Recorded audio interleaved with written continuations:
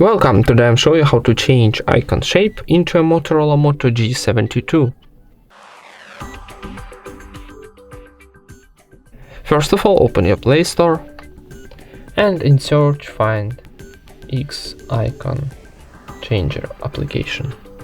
This one. Need downloading and installing, so wait a second for install. Okay, now click set up my account.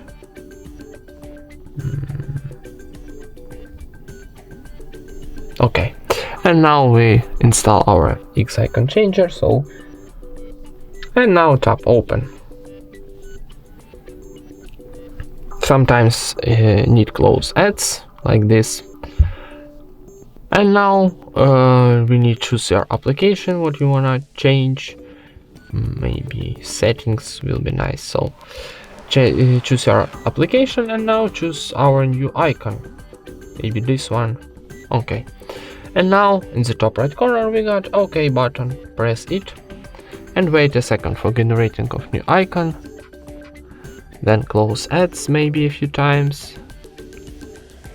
And now when we got this message, so need tap add to home screen and operation is successful.